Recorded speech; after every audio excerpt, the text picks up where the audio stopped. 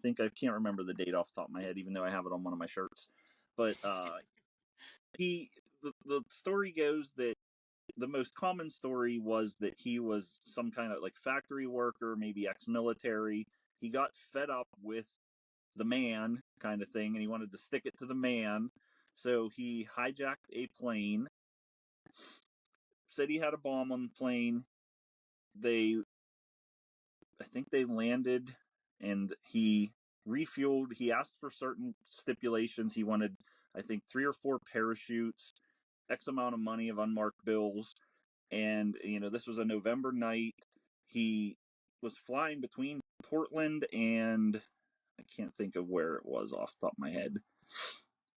But he was flying. They were flying on the plane. And he opened the back hatch because this was like an old military style, but it was a cargo or carrier plane, like a passenger plane. But the back latch would drop down, and that's how the people would load in to this particular model of plane. But he dropped down the latch with the stairs. He had a martini, they said, had a clip-on tie, threw it in the air. James Bond. He put the backpack on with the parachute on, had the duffel bag with money, jumped out of the plane, disappeared into the night. No one knows whatever happened to him. They said they found some parts of a parachute over the years. They said they found some of these unmarked bills in the river down there where he was supposedly, but the man just kind of disappeared into the night. What's your theory? Do you think that he made it? Obviously, nobody knows for sure, but I like to hope that he made it.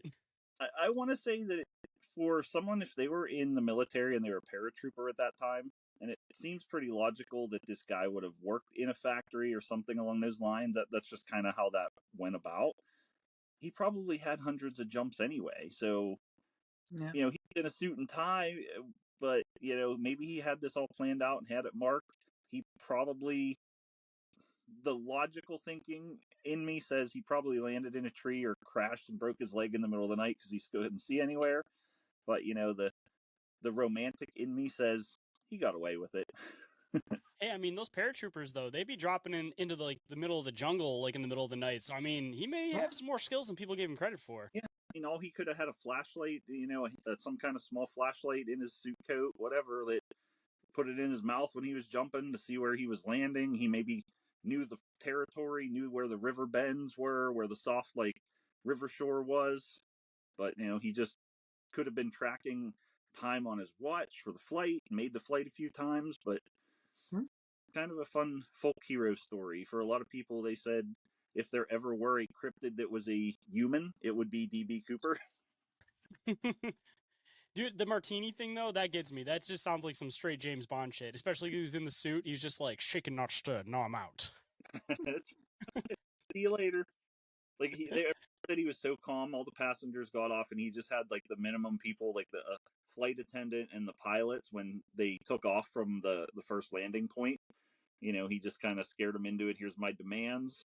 And then disappeared. Didn't hurt anyone.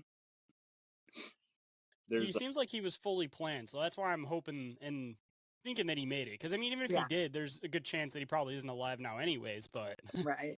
There was a documentary recently, I believe it was on Netflix. It was maybe a 4 or 5-parter that was them trying to figure out if some of these suspects were possible DB Cooper, aliases.